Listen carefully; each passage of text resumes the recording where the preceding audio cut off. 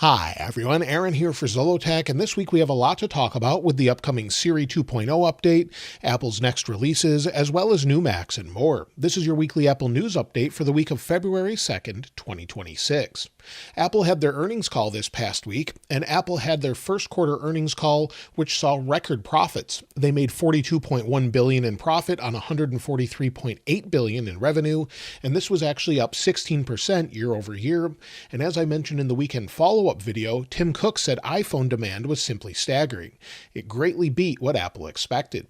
Tim Cook also said they're excited for all the opportunities they'll have in the coming year to deliver innovations that have never been seen before and enrich the lives of users every step of the way.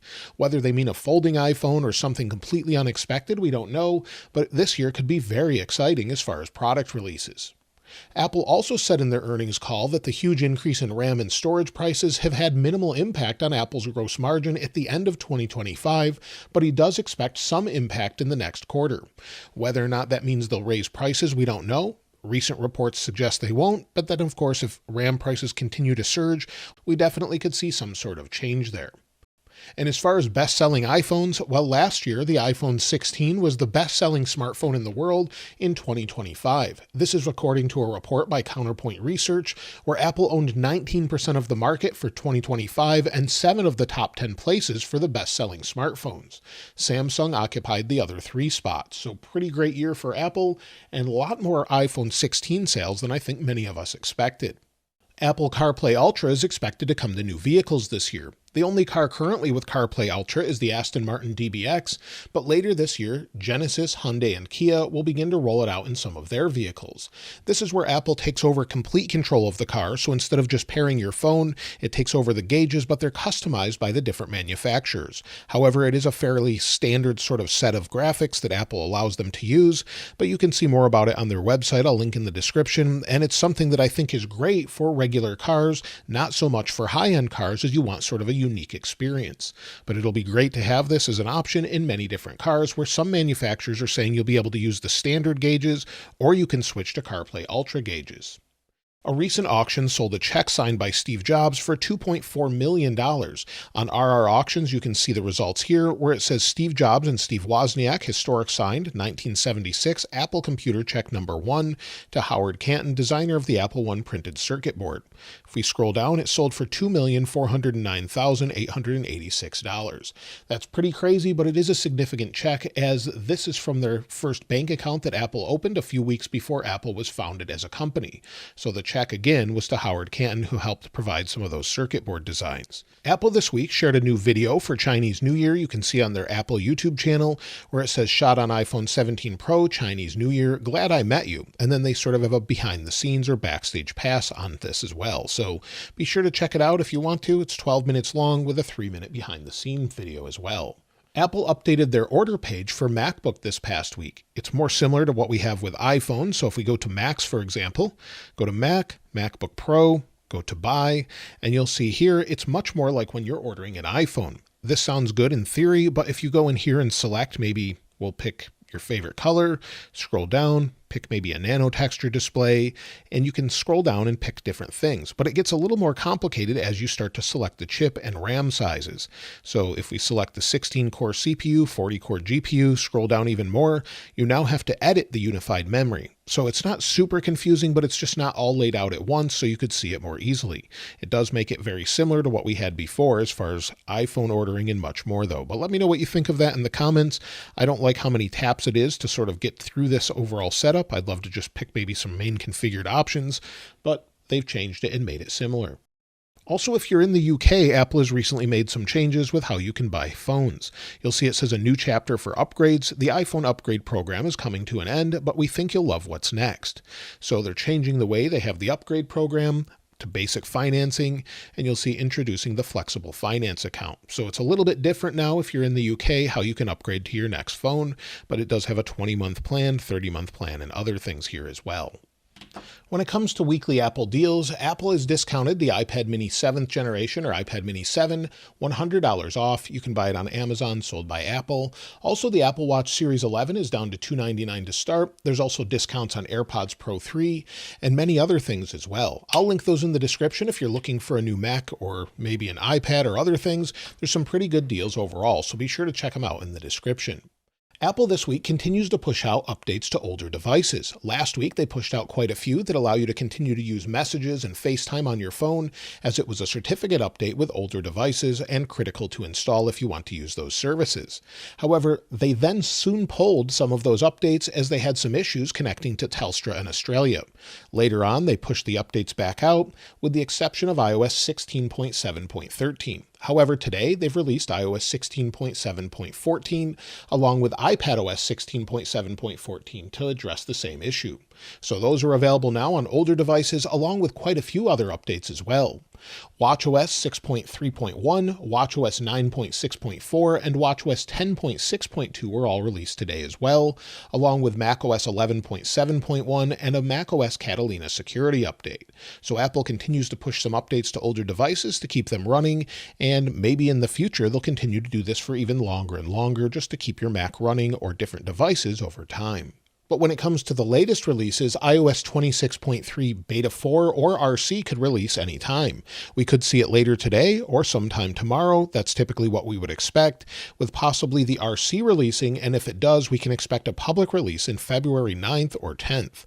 So that's typically what they do every year. However, if they do push out a Beta 4 in a day or so, then we could see an RC next week with the public release the following week. We don't have specific dates for this yet, but depending on what they release next will sort of give us an idea of that. And when it comes to iOS 26 installations, they continue to grow, as a new report from StatCounter has said that 50% of supported iPhones are now running a version of iOS 26. A report earlier had said that it was as low as 15% adoption. While 50% is still fairly low, it seems like iOS 26 is definitely getting better and better, as it should be by now, and people are sort of getting used to it. I've seen some great improvements as far as performance on the latest phones, no real issues on the iPhone 17, with the exception of a few bugs here and there, but nothing major. On older devices, though, it still can be a bit slow. But when we're talking about future updates, Apple has confirmed that they're working with Google to utilize a Gemini-based model running on their own private cloud compute to greatly upgrade Siri. However, Apple almost went with a different AI company. According to Mark Gurman in a recent interview on the TBPN podcast, Apple almost went with Claude from Anthropic. However, Anthropic, according to Gurman, wanted far too much money that would increase greatly from year to year. Tim Cook this week also gave updates on how Siri would work during the first quarter earnings call. He said that we basically determined that Google's AI technology would provide the most capable foundation for Apple's foundation models, and we believe that we can unlock a lot of experiences and innovate in a key way due to the collaboration. We'll continue to run on the device and run in private cloud compute and maintain our industry-leading privacy standards in doing so. In terms of the arrangement with Google, we're not releasing details on that. So we do expect iOS 24 to bring the first major update to Siri, as we've heard before, but recently Mark Gurman mentioned Siri will be updated in 2 steps. The first is that Gemini-based Siri upgrades will be coming with iOS 26.4, and then with the next updates with iOS 27, Apple will add new features such as a chatbot and possibly some other things as well. So we're going to see stages as far as the rollout, but hopefully we'll get that new Siri update very soon, with iOS 26.4 probably releasing, at least in beta form, within the next few weeks, and then possibly to the public sometime in March. So we don't have exact dates on this. Maybe Apple will introduce it separately in some sort of event or keynote, but we'll have to wait and see what they do there. Now, when it comes to iPhone 18, many have said that Apple plans to split the release strategy throughout the year. Another recent report from Nikkei Asia has said that Apple will release the iPhone 18 Pro models and iPhone Fold later this year, while pushing the iPhone 18 base model to early 2027. Maybe we'll even see an iPhone 18e at that time as well. So we're going to see a split strategy, it seems. However, we'll only know this once they start the releases later this year. It also seems that the iPhone 18 Pro models may get some major camera upgrades this year. Leaker Smart Pikachu on Weibo has said that there could be a teleconverter and also a variable aperture that could be coming to the iPhone 18 Pro models to give it something unique this time around. Also, there's been a lot of conflicting reports around the iPhone Air. Over the past few weeks, some have said that we should expect an iPhone Air 2. Maybe we won't see it this year. However, a recent report, again from Nikkei Asia, who follows Apple's supply chain, has said that iPhone Air 2 is not expected this year. So instead of maybe releasing it this year, maybe they'll push it with the iPhone 18 next year. We just don't know until they actually do it, but that seems likely as well.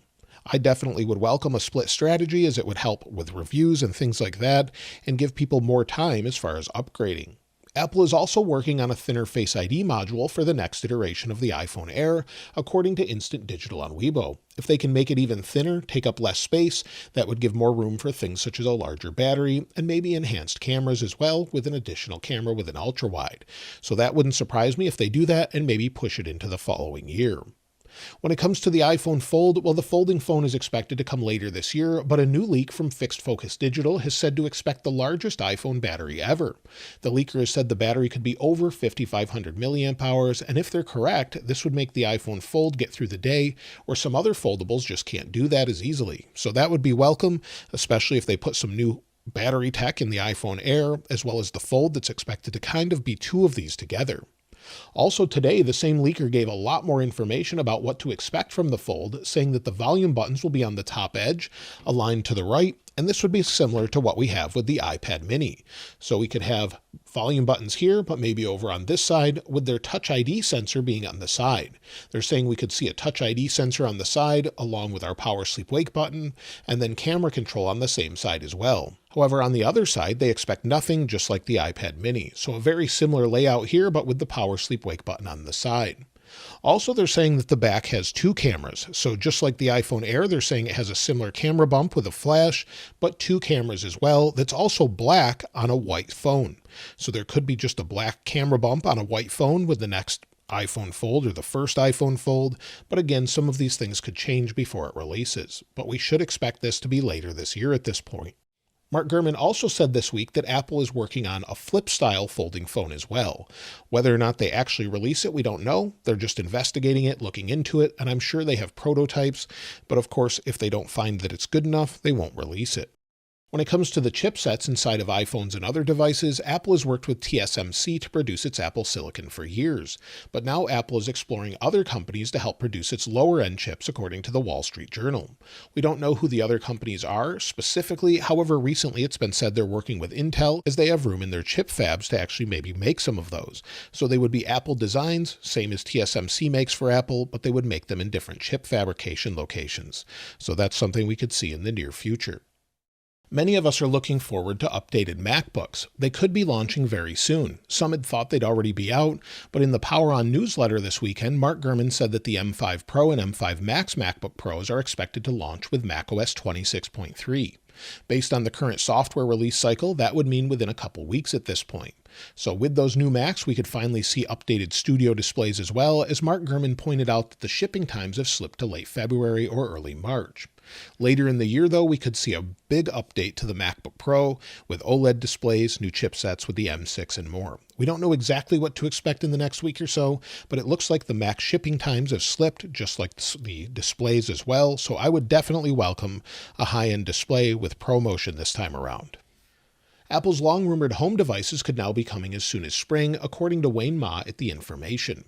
It was thought to be originally delayed due to the Siri delay, but once Siri 2.0 is officially launched, it would make sense to push the new devices along with maybe a HomePod Mini 2. The HomePad could be similar to what we have with an iPhone, attached to maybe a HomePod or something along those lines with a display, so we could manage our home, have Siri there, use it for FaceTime and other things as well. So maybe we'll finally see those devices in spring. Apple is also still working on glasses, and it's apparently affecting the industry's supply chain already.